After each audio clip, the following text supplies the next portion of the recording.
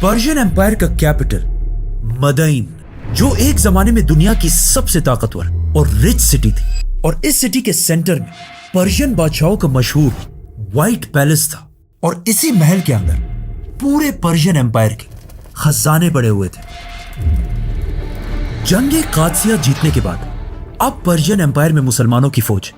अपने खलीफा Umar bin Khattab के orders का इंतजार कर रही थी कि अब यहां से आगे उन्हें क्या करना चाहिए। तो हजरत उमर रज़ियल्लाहु तआला अन्हु ने मदीना से 2 लेटर्स भेजे।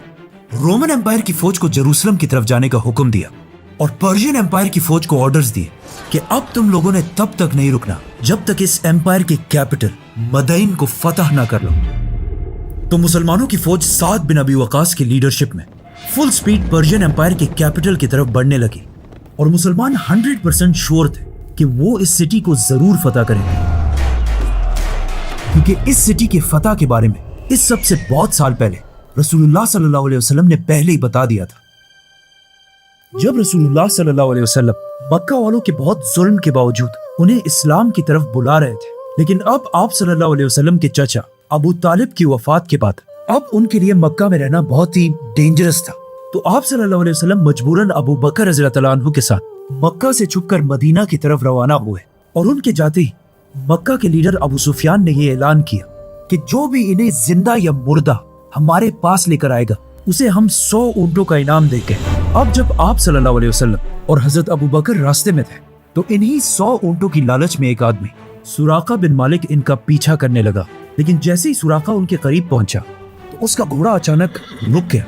और उसकी बहुत कोशिश के बाद भी वो घोड़ा अपनी जगह से नहीं हिला। आखिर आप सल्लल्लाहु अलैहि वसल्लम ने उसकी तरफ मुड़कर देखा और कहा, सुराका, वो क्या दिन होगा कि पर्शियन बादशाह के कंगन ब्रेसलेट्स तुम्हारे हाथों में पहनाए जाएंगे। सुराका ये सुनकर हैरान रह गया कि खुद तो इनके पास कुछ है नहीं और बातें पर्शियन बादशाह की खजानों की कर रहे हैं। लेकिन अब कुछ ही सालों बाद उमर बिन खत्ताब की खिलाफत में मुसलमानों की फौज पर्शियन एम्पायर के उसी कैपिटल की तरफ बहुत तेजी से बढ़ रही थी। लेकिन पर्शियन एम्पायर के कैपिटल मदइन को फतह करना कोई आसान काम नहीं था, क्योंकि कादसिया के मैदान से जितनी फौज भाग कर आई थी वो इसी किले में मौजूद थी। और इस पूरी पर्शियन एम्पायर का यंग बादशाह यज़दिगर्द भी इसी शहर में अपने व्हाइट पैलेस के अंदर बैठा हुआ था। और सबसे बड़ा मसला ये था कि इस सिटी मदइन के सामने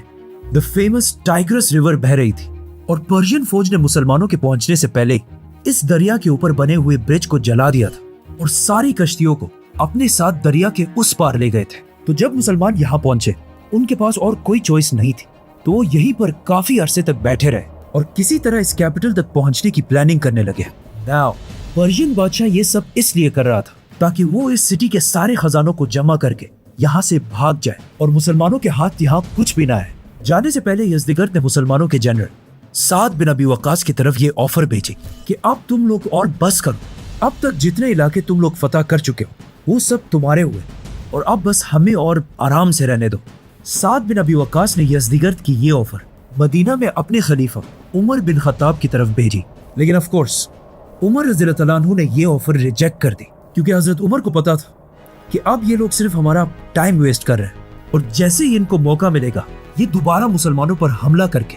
ये सारे इलाके छीन लेंगे। अब इस सब के दौरान मुसलमानों का काफी टाइम वेस्ट हो चुका था और यज़दिगर्द ने इस टाइम को यूज करके मदइन के ऑलमोस्ट सारे खजाने जमा कर लिए थे। और सिर्फ 3 दिन बाद यज़दिगर्द इन सारे खजानों को साथ लेकर इस सिटी से भागने वाला था। लेकिन उसके भागने से पहले ही मुसलमानों के जनरल साद बिन अबी वकास को इस सब का पता चल गया, तो उन्होंने जल्दी से मुसलमानों की सारी फौज को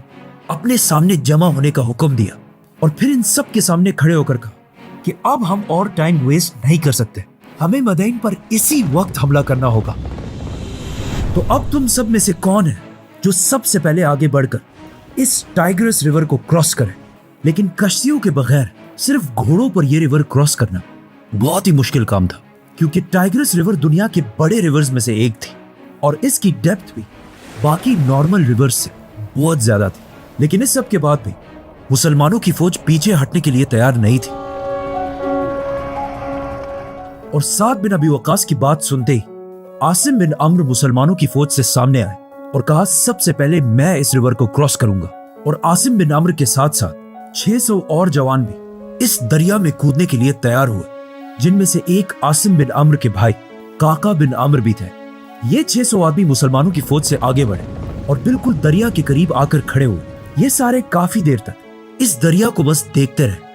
क्योंकि इन सबको पता था कि इस दरिया को क्रॉस करने के चांसेस बहुत ही कम है और हो सकता है दरिया के उस पार पहुंचने से पहले ये 600 मुसलमान इस दरिया में डूबकर मर जाए। आखिर काफी देर इसी तरह खड़े रहने के बाद आसिम बिन अम्र ने अचानक आसमान की तरफ देखा और कहा, कुल्लु नफ्सिन ज़ाइक़तुल मौत, मौत तो एक दिन हर इंसान को आनी है। और ये कहते ही ये सब दरिया में कूद पड़े। बदाइन के लोग जिन्होंने अपनी पूरी जिंदगी इसी दरिया के पास गुजारी थी, उन्होंने ऐसा मंजर अपनी पूरी जिंदगी में इससे पहले कभी नहीं देखा था। और इन 600 मुसलमानों ने इन सब की आंखों के सामने मिराकुलसली इस दरिया को क्रॉस कर लिया और जाकर दरिया की दूसरी साइड को सिक्योर कर लिया। ये देखकर साद बिन अबी वक्कास ने भी मुसलमानों की पूरी फौज को दरिया में एक साथ कूदने का हुक्म दिया और इन्हें मोटिवेट करने के लिए सबसे पहले खुद दरिया में कूद पड़े। और साद बिन अबी वक्कास के बाद एक साथ हजारों मुसलमानों ने इस दरिया में छलांग लगाई। पर्शियन अवाम ने जब ऊपर से ये सब कुछ देखा तो उन सब के दिलों में मुसलमानों का खौफ फैल गया और वो चीख चीख कर कहने लगे, देवा आमदन, which means देव,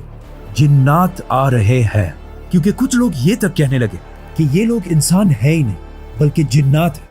मुसलमानों की सारी फौज ने साद बिन अबी वक्कास की लीडरशिप में बिल्कुल सेफ एंड साउंड इस दरिया को क्रॉस कर लिया और मदईन को हर तरफ से घेर लिया। लेकिन यहाँ आके मुसलमानों को पता चला कि पर्शियन बादशाह यज़दिगर्द यहाँ से पहले ही भाग चुका है और वो यहाँ से जल्दी जल्दी में जितने खजाने अपने साथ ले जा सकता था ले गया था और उसकी सारी फौज भी इस सिटी को छोड़कर भाग चुकी थी। तो अब इस सिटी में सिर्फ आम सिविलियंस ही बचे थे। तो साद बिन अबी वक्कास ने अपने एक जनरल और एक बहुत बड़े साहबी सलमान फारसी रज़ियल्लाहु तआला अन्हु को मदईन की आवाम की तरफ भेजा, क्योंकि सलमान फारसी रज़ियल्लाहु तआला अन्हु खुद भी एक पर्शियन थे और वही इनके साथ बेस्ट निगोशिएट भी कर सकते थे। जब मदईन की आवाम ने यह देखा कि सलमान फारसी भी हम ही में से एक थे, लेकिन आज इन अरब मुसलमानों ने इन्हें इतनी इज्जत देकर इतनी अहम पोजीशन पर बिठाया है कि आज वो पूरी दुनिया के मुसलमानों के लीडर्स में से एक है। सलमान फारसी रज़ियल्लाहु तआला अन्हु की इतनी इज्जत देखकर पर्शियंस ये सोचने लगे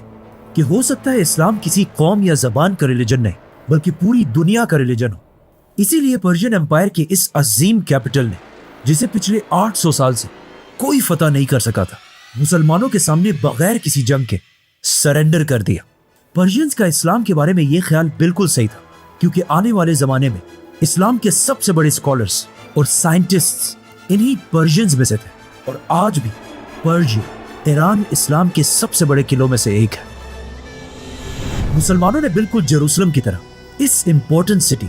मदईन को भी बगैर कोई खून बहाए फतह कर लिया और इस तरह पहली बार मुसलमानों की फौज मदईन में एंटर हुई। मुसलमान यहाँ की लंबी लंबी बिल्डिंग्स को देखकर बिल्कुल हैरान रह गए, क्योंकि उन्होंने इससे पहले इतनी मॉडर्न सिटी कभी नहीं देखी थी। साद बिन अबी वक्कास सीधा इस सिटी के सेंटर में किसरा के व्हाइट पैलेस के अंदर गए। इस व्हाइट पैलेस के रुइंस आज भी दुनिया में मौजूद है, जिसे देखकर इस बिल्डिंग की ग्रेटनेस का पता चलता है। नाउ पर्शियन बादशाह जल्दी जल्दी में अपने साथ काफी सारे खजाने तो लेकर चला गया था, लेकिन मुसलमानों के दरिया क्रॉस करने की वजह से जो माल वो पीछे छोड़ गया था उनकी कीमत भी बिलियंस में थी, जिसका अंदाजा इस बात से लगाया जा सकता है कि मुसलमानों की फौज ऑलमोस्ट 35,000 थी, जिसमें से हर एक फौजी को उन खजानों में से 12,000 दरहम दिए गए थे, जिसे अगर आज के जमाने में देखा जाए तो आज उनकी कीमत $27,000 बनती है। और इस सब के बाद भी इन खजानों का 5वां हिस्सा पर्शियन कैपिटल मदईन से मुसलमानों के कैपिटल मदीना की तरफ रवाना किया गया, जिसमें पर्शियन बादशाह के गोल्ड ब्रेसलेट्स और उसका फेमस तख्त थ्रोन भी शामिल था। इन खजानों को देखने के लिए मदीना में एक बहुत बड़ा क्राउड जमा हो चुका था, क्योंकि अरबों ने इससे पहले एक साथ इतने सारे खजाने कभी नहीं देखे थे। जैसे ये खजाने मदीना पहुंचे, वहां खड़े सारे लोग पर्शियन बादशाह के तख्त को देखकर बिल्कुल हैरान रह गए, क्योंकि ये पूरा का पूरा तख्त तो गोल्ड से बना हुआ था और इस तख्त के सामने हीरे और डायमंड्स यूज करके पूरे पर्शियन एम्पायर का मैप बनाया गया था।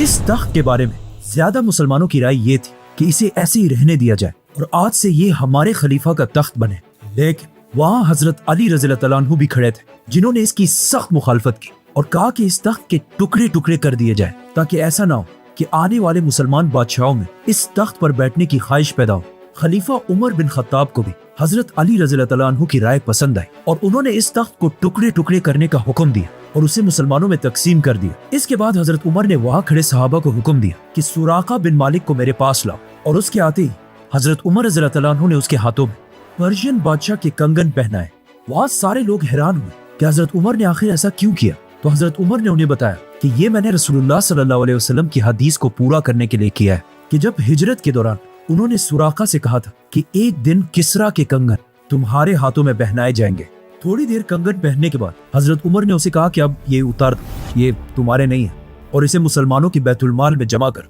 इसी पर्शियन एम्पायर को फतह करने के दौरान मुसलमानों ने पर्शियन एम्पायर की रॉयल फैमिली के मेंबर्स को भी गिरफ्तार किया, जिनमें से पर्शियन एम्पायर की 3 शहजादियां भी थी जो पिछले पर्शियन बादशाह की बेटियां थी। अगर ये मुसलमानों के बजाय कोई और एम्पायर होते तो वो इनके साथ एज यूजुअल बहुत ही बुरा सलूक करते, लेकिन मुसलमानों ने ऐसा बिल्कुल नहीं किया, बल्कि इन्हें इतनी इज्जत थी कि इन तीनों शहजादियों की शादी मुसलमानों के सबसे हाई फैमिलीज में कराई गई। एक शहजादी की शादी पहले खलीफा अबू बकर रज़ियल्लाहु तआला अन्हु के बेटे से कराई गई, दूसरी की शादी खलीफा उमर बिन खत्ताब के बेटे से कराई गई, और तीसरी शहजादी शहर बानो की शादी चौथे खलीफा हजरत अली रज़ियल्लाहु तआला अन्हु के बेटे हुसैन रज़ियल्लाहु तआला अन्हु से कराई गई, और इसी शादी से उनका बेटा ज़ैनुल आबिदीन पैदा हुआ। ज़ैनुल आबिदीन इस्लामिक बल्कि पूरी दुनिया की तारीख के सबसे बड़े शहजादों में से एक रहे हैं, क्योंकि अगर देखा जाए तो ज़ैनुल आबिदीन के नाना पूरे पर्शियन एम्पायर के बादशाह थे और उनके दादा अली रज़ियल्लाहु तआला अन्हु खिलाफत राशिदा के सबसे बड़े खलीफा थे।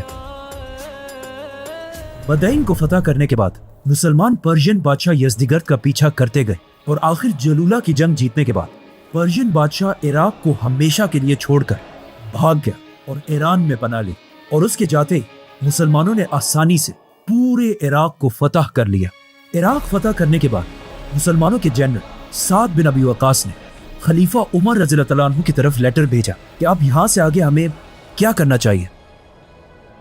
जिस पर हजरत उमर ने एक बहुत ही अजीब रिस्पॉन्स दिया कि अब और बस है, इससे आगे मुसलमानों को जाने की इजाजत नहीं है। जितने इलाके हम फतह कर चुके हैं वही हमारे लिए काफी है, और मेरी तो ख्वाहिश ये है कि हमारे और पर्शियंस के दरमियान एक ऐसी दीवार होती जिसे हम दोनों कभी क्रॉस ना कर पाते, और ये जंग यहीं पर ही खत्म हो जाती। इस लेटर के बाद साद बिन अबी वकास ने मुसलमानों की फौज को आगे बढ़ने से रोक दिया और पूरे इराक में पहली बार इस्लाम का निजाम कायम किया, और हजरत उमर रज़ियल्लाहु तआला अन्हु के ऑर्डर पर साद बिन अबी वकास ने इराक में मुसलमानों का एक नया हेडक्वार्टर बनाया जिसे कूफा कहा जाता था। इस्लामिक हिस्ट्री में कूफा का बहुत बड़ा रोल रहा है, क्योंकि यही कूफा मदीना के बाद मुसलमानों का नया कैपिटल भी था, और इसी कूफा की वजह से इस्लामिक हिस्ट्री का सबसे दर्दनाक इवेंट भी पेश है,